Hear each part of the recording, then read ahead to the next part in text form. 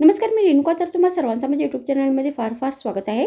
तर रोज सकाळी तुम्हाला नाश्त्यामध्ये तीच भाजी भाकरी चपाती खाऊन कंटाळा आला असेल, तर आज मी तुम्हाला फारच चविष्ट असा कमी तेलाचा नाश्ता बनवून दाखवणार आहे, जो तुम्ही एकदा नक्की करून बघा, तुम्हाला फार आवडेल.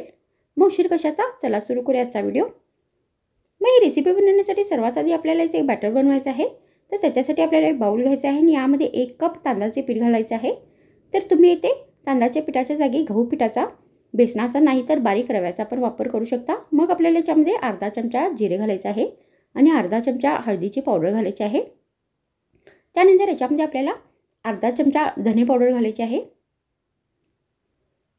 मग आपल्याला याच्यामध्ये चवीनुसार लाल मिरचीची पावडर घालायची आहे.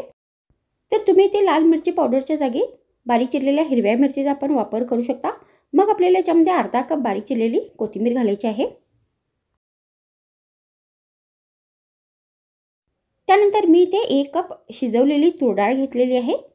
तर मी इथे तूर डाळला शिजवून घेतलेली आहे. तर तुम्ही इथे मूग डाळीचा पण वापर करू शकता. त्यानंतर आपल्याला ही डाळ आता या सगळ्या साहित्यामध्ये घालायची आहे.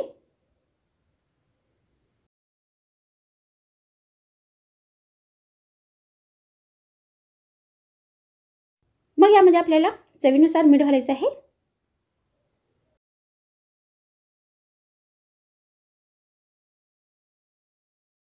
आणि हे सगळे साहित्य व्यवस्थित मिक्स करायचे आहेत.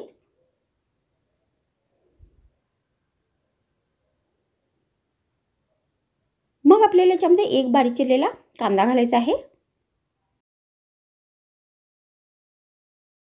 त्यानंतर याच्यामध्ये एक बारीक चिरलेला टोमॅटो घालायचा आहे. तर तुम्ही याच्यामध्ये भाज्यांचा पण वापर करू शकता. तर तुम्ही याच्यामध्ये मटार घालू शकता, ढबू मिरची घालू शकता. त्यानंतर आता आपल्याला याच्यामध्ये थोडी थोडी करून पाणी घालायचं आहे आणि या रेसिपीसाठी पातळ असे बॅटर बनवायचे आहे. तर आपल्याला हे बॅटर फार पातळ नाही बनवायचं आहे, थोडी घटसरच बनवायचं आहे.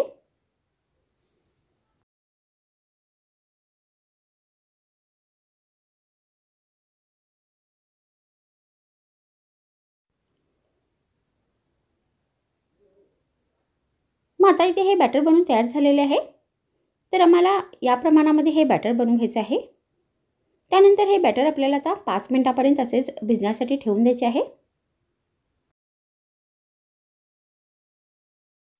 तर आता इथे 5 मिनिट झालेले आहे आणि हे बॅटर आता व्यवस्थित भिजले आहे. मग आपल्याला गॅसवर एक तवा ठेवायचा आहे आणि यावरती चमच्याने तेल घालायचं आहे. तर तुम्ही इथे तुपाचा पण वापर करू शकता. त्यानंतर आता आपल्याला या बॅटरचे या तव्यावरती थालीपीठ घालायचे आहे.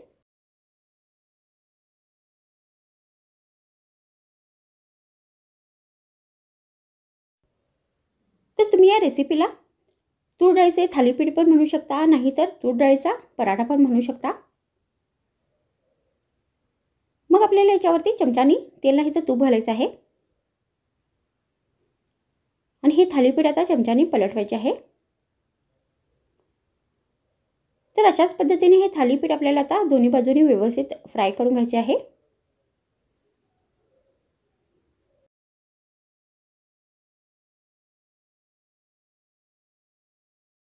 तर अशा पद्धतीने हे थालीपीठ आपल्याला दोन्ही बाजूनी व्यवस्थित भाजून घ्यायचे आहे.